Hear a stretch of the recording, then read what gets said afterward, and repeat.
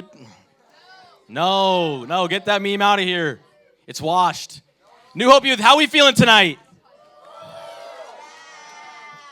You know what? We're going to talk about being lukewarm in just a moment. Oh my gosh. Hey, we are almost through. By the way, I got back from Mexico last week, so you guys are frauds for clapping for that. Anyways, hey, January's already almost over. Anyone think that's kind of crazy? Like New Year's and we're already like 1/12 of the way through the year. You know what that means, though? It means it's almost February, which means we're about to start our Red Flag series. Come on. Come on. You guys just love that dating series. You just love it. Hey, I'm going to start off with a story tonight, but before we do that, we had a great senior class graduate last year, and one of them is back home. Anna is here. Give it up for Anna. Welcome home. Once a part of the New Hope Youth family, always a part of the New Hope Youth family. Hey, I'm going to start off and tell a story. It will vaguely tie into what we're talking about tonight. Before I do that, raise your hand if you like cereal. A lot of people.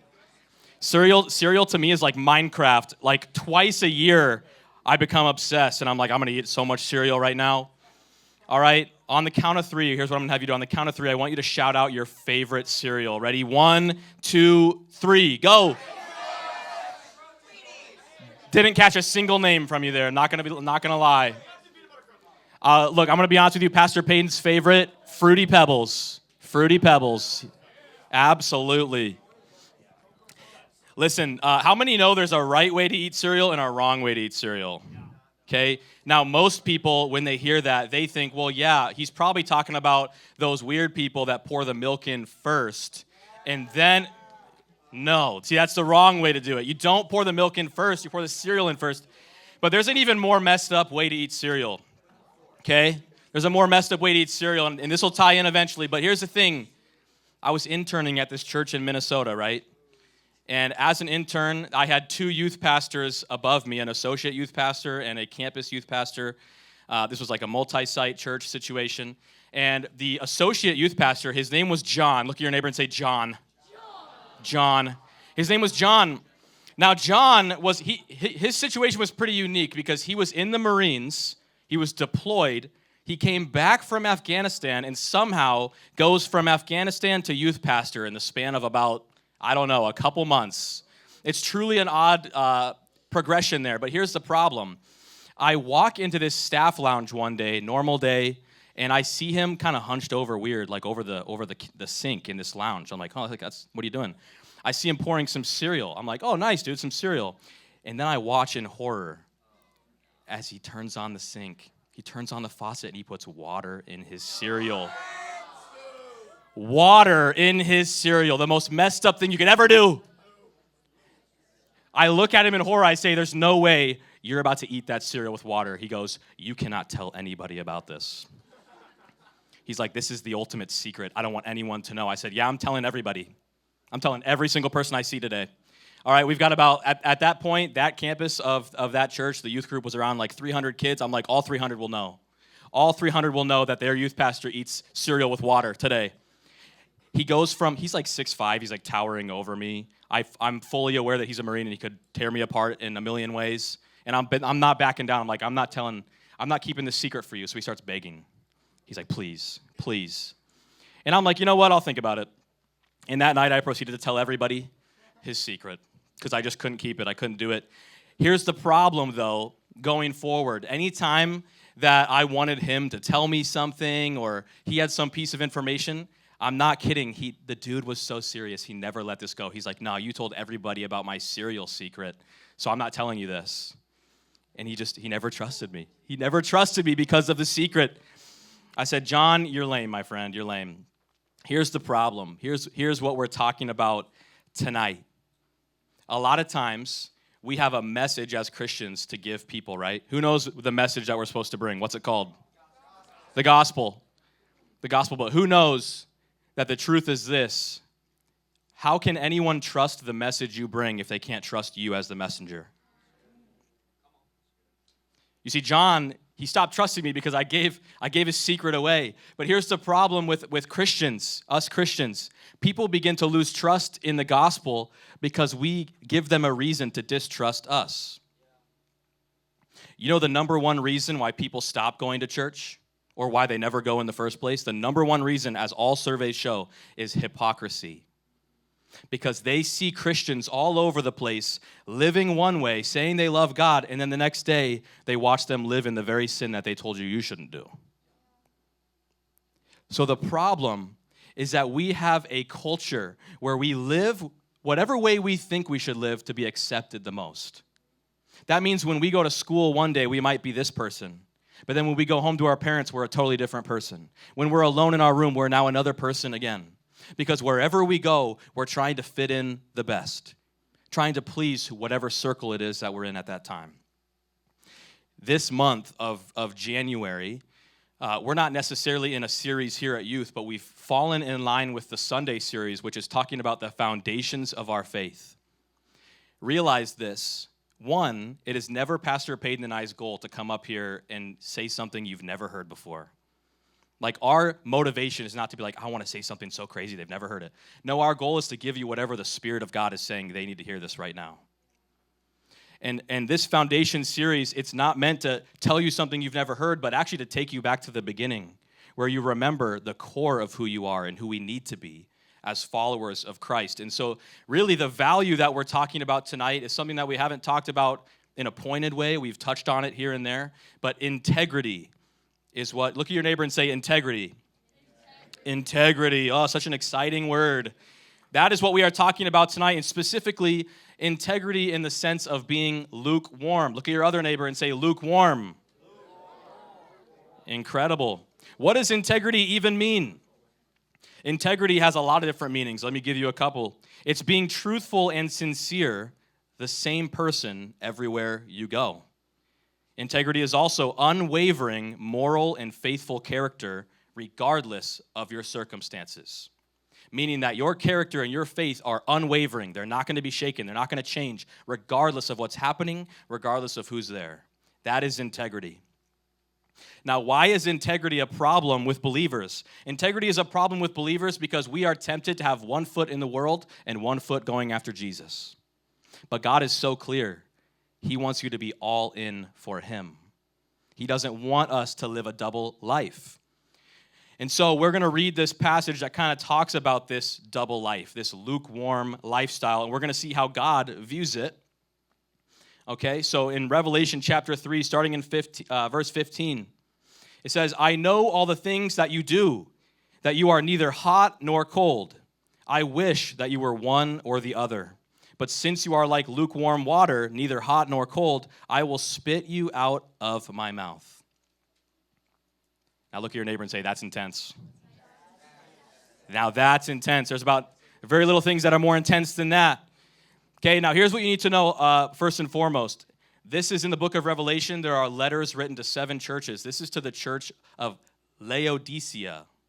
Say it back to me, Laodicea. Laodicea. Now, this church is in a place where they have a lot of riches. This city of Laodicea, they have tons of wealth and gold. They make fine clothing, and they actually make like eye medicine or eye ointment that sells for a ton of money. It was actually very, very necessary in that time. And so this city was very well off. And that's something that'll come into play a little bit later. How many of you guys play sports that are outdoors? They take place outdoors. Okay? A little bit of people. Here's the problem. I remember playing soccer. For years. And I would set my water bottle down at the beginning of the game. I had just brought it from my house. It was cold. And now, halfway through the game, it's like 90 degrees out. I go to take a drink during halftime, and it's completely warm. The water's like lukewarm. It's not even like hot. And then I'm like, I don't even feel like I drank water. Anyone ever drink lukewarm water before? It's disgusting. Lukewarm anything is disgusting. Okay? But here's the problem with Laodicea. As much money as they had, they didn't have a way to cool water effectively or consistently. So this people they were used to drinking lukewarm water all the time. So we see that God was this was a very purposeful thing that God said because He knew this church understands what I'm talking about. They know how gross lukewarm water is. But the problem with lukewarm water is when you have cold water, it's refreshing. And there are actually medical benefits to drinking cold water. And then if you drink heated water, hot water like tea, there are medical benefits. It can help you when you're sick or with a sore throat. There's good things that come from hot water, but lukewarm water is ineffective in both things. It does not leave you feeling as refreshed, and it will not help you when you're sick. Certainly not as much as hot water. What we learn from this already, when there's plenty more to go, what we learn from this is that broken integrity leaves us ineffective. Broken integrity leaves us ineffective. When you are lukewarm for Christ, you are not as effective as you ever could be for spreading the gospel. So God is actually looking for us to be all in. Look at your neighbor and say, all in. All in. All in. We pick up back in verse 17. God continues speaking. He says, you say, I am rich. I have everything that I want. I don't need a thing. And you don't realize that you are wretched and miserable and poor and blind and naked. Look at the person behind you and say, savage. Savage. The Lord is kind of roasting him a bit right here. He said, you don't realize that you're all these horrible things. And he says, so I advise you to buy gold from me, gold that has been purified by fire. Then you will be rich. Also, buy white garments from me so you will not be shamed by your nakedness, and ointment for your eyes so you will be able to see. So this verse used to be odd for me. I remember growing up as an early Christian, I would read this verse and I go, how does one go about buying gold from God? Where is the store where I buy fine white clothing from God? Which mall is that at?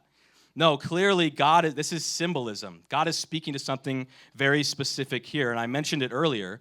The city of Laodicea was known for three things that brought them great wealth. They produced gold, they produced fine white clothing, and they produced ointment for eyes that healed a number of visual illnesses and things of that nature. And so God was actually targeting all three of these things by saying, buy gold from me. Get your pure clothing from me. Get your eye ointment from me. But those are all symbolic of different things. When it comes to the gold, God said, you have all these riches and you think everything's okay, but you're actually poor. What is he talking about? He's not saying you're actually poor physically in life. He's saying that they were poor in spirit. Can I tell you the reason that there are a lot of Christians in the U.S. that call themselves Christians, but they're actually in desperate need of Jesus? Is because they look on the outside and they see that everything looks great. And because everything looks great, they no longer rely on God. They no longer pursue God or look to God. They rely on their own ability, saying everything's clearly going well on my own. I don't need God. And what results is a giant crowd of people that call themselves Christians who are actually poor in spirit. Their spirit is dying. Can I tell you something, students? There are some of us in the room, I would imagine, where you've been going to church for a long time, and life's been good. You've been blessed. But because you've been blessed, you've placed your focus on those things, and you've stopped pursuing God. Because you've decided, even if you didn't speak it out, you decided, I don't really need God right now. And because of that, there's been a distancing that's taken place, and you've become richer in the physical world, but poorer in your spiritual relationship with God. God says, come find gold from me. Come find life from me. He then mentions that they can go and get clothing from him. He said, come get white garments from me so that you will be clothed and not shamed by your nakedness. What is nakedness symbolic of? It's symbolic of our shame from our sinfulness. So what is God saying when he says, come and get white clothing from me? That's symbolic of how we are clothed in God's righteousness when we submit to Jesus. In other words, because Jesus died on the cross, when God looks at us, he sees the sacrifice that Jesus made. So when we give our life to Jesus and say, yes, I'm relying on you, I submit to you, we are now covered in his righteousness. Our shame is covered. Our sin is covered. Versus when we live for the things of the world, we begin to fall into temptation and we pursue the world more and we fall away from God. God says, come to me and I will cover your shame. If you're in this room and you've been living in sin, this is a message of hope. That God is saying, yes, you've been far from me. You've been wretched. You've been poor. You've been shameful. But I have the solution. I am the solution. You don't have to live in your shame anymore. The last thing he mentioned was the ointment for your eyes. He said, I will give you ointment that you will be able to see. How many have ever wanted to like know what God's trying to do in your life, like where he's trying to take you, what the direction is he trying to go? Raise your hand if you've ever wondered, where the heck is God taking me? Man, I wonder if our eyes are so fixated on ourselves and our lives and the things that we have or don't have to where our spiritual eyes become shut because our focus is skewed. God is saying, come to me and I'll show you. I'll show you the spiritual things that you can't see. I'll show you the direction I have for you to go. I'll show you the truth about who I am as God. But without God, we cannot do that. It requires going all in for him. The prosperity of this world can be deceiving, and our eyes are attracted to all these things we can have, and then we lose sight of what's most important. Now, this feels really harsh from God. I know if I was standing face to face with Jesus and he called me wretched and miserable and poor and blind and naked, I'd probably just cry, fall down probably. I would be pretty discouraged. But God, knowing our nature, knowing how we are and how we tend to respond to things as human beings, he immediately follows this up with an encouragement in Revelation chapter 3, verse 19. It says, I correct and discipline everyone I love. Look at your neighbor and say, everyone. Everyone I love. So be diligent and turn from your indifference. Indifference. Now, I already said it. I already alluded to it. But we see here that the issue and the reason that this church in Laodicea, the reason that they did not have integrity, that they called themselves the church, they called themselves Christians, and yet they were poor and wretched and naked spiritually. The reason was because they became indifferent. So the problem is with this group is that they didn't hate God. They didn't necessarily want to push God away, but God to them became irrelevant. They were indifferent. It was not a priority to them. Can I tell you and give you a reminder, students, if you're not pushing closer to God, you are pushing farther away from God. There's no plateau where you can say, okay, I'm close enough to God now, I don't have to do anything else. No, it's either you're growing or you're not. And the problem is that this church became indifferent. Students, we cannot get to a place where our attitude towards God is just, I'm just running after God, I guess. Or I guess I'm Christian, I suppose. It's not going to get you closer to him with that kind of heart. But what I love is that he says he brings correction out of love. So this is not a message of condemnation where God is coming down on you and saying, you're a failure, you're messing up. No, he's saying, because I love you, I need you to see how broken you are, and I need you to come back to me because I can help you. It's a message of love. It's a conviction of love. He doubles down on that in verse 20, saying, look, I stand at the door and knock. If you hear my voice and open the door, I will come in and we will share a meal together as friends. Those who are victorious will sit with me on my throne, just as I was victorious and sat with my Father on his throne. So we see here that God is not just wanting to be friends with us, but he wants us to sit with us for eternity. He not only says that he loves you enough to give you discipline and correction, but he doubles down on it and says, no, I love you so much, I want you with me forever. If you can just have this victory in me. We need Jesus all the time. But why is it that we struggle to live for him everywhere we go?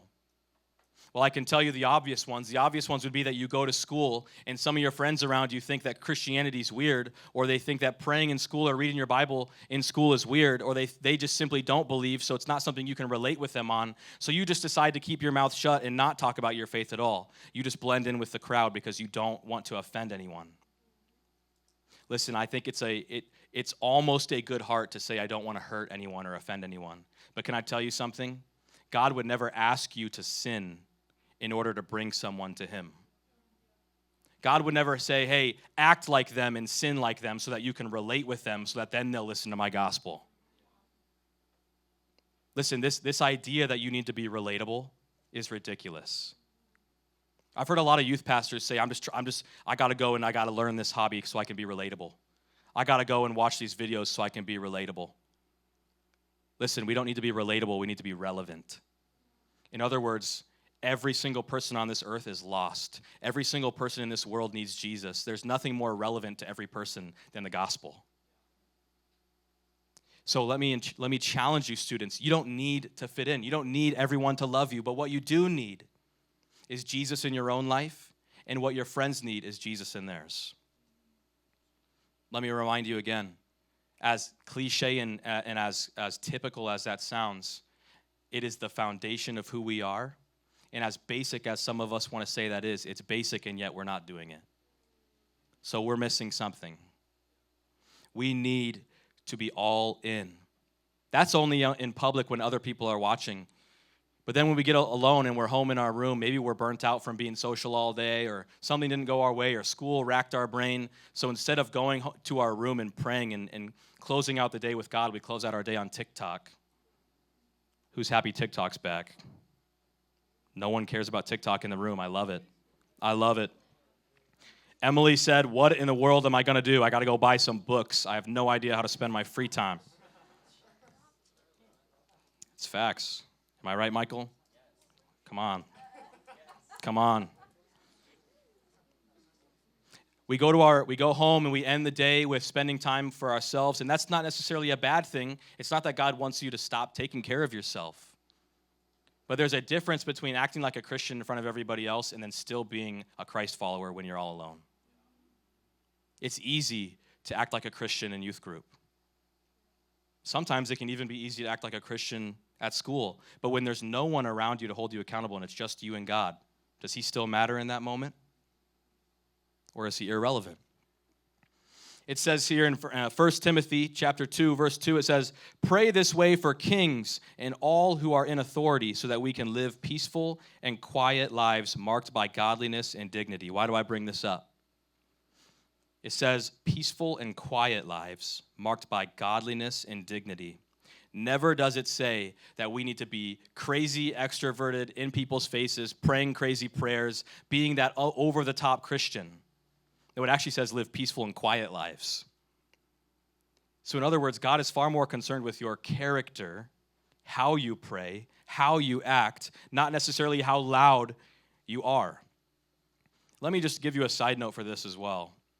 In light of recent events with a new president, things of that nature. It says, pray this way for kings and all who are in authority. Can I tell you that God's not really concerned on if you like a leader or not? In this passage, God's not saying, pray for a leader if you approve of them. Listen, God says, pray for all leaders. So your job is to pray for the president, is to pray for the vice president, is to pray for your teachers, your pastors, your parents, your bosses at work one day, if you don't have one. Your job's to pray for them, not to like them, all right? And that's not me spouting any political opinions. That's God's opinion that we should be praying. That's something that comes with godly character, is you're not selective about who you pray for. What does the Bible say about our enemies? It says, pray for your enemies and those who persecute you. So clearly, everyone under the sun is deserving of our earnest prayers. Someone with godly integrity, that is the same person everywhere you go. That's a person that prays for all people, regardless of if you're a fan of them or not. And then again, we continue on this thought of prayer in Matthew chapter 6, verse 5. And worship team, you can come on up. It says, when you pray, don't be like the hypocrites who love to pray publicly on street corners and in the synagogues where everyone can see them. I tell you the truth, that is all the reward they will ever get. But when you pray, go away by yourself, shut the door behind you, and pray to your Father in private. Then your Father who sees everything will reward you. There's something powerful that happens when you actually spend alone time with God, and you pray with him alone in your room where no one knows you ever did it except him. Wouldn't it be odd if I went on dates with Emily, my wife, and I would only go on dates with her if I posted on it to make sure everyone knew that we were going on dates? Like I just had to make sure everyone knew, hey, by the way, we're still in a happy marriage, everybody. No, it's the intimate moments that no one knows about. It's the dates that don't get talked about. That's what makes it a real relationship, when it's not a spectacle, when it's not just public.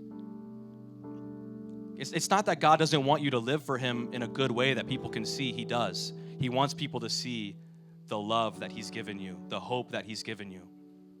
But the problem is that believers of this time, and still many today, they live out their faith because it brings them glory, rather than living out their faith to bring God more glory.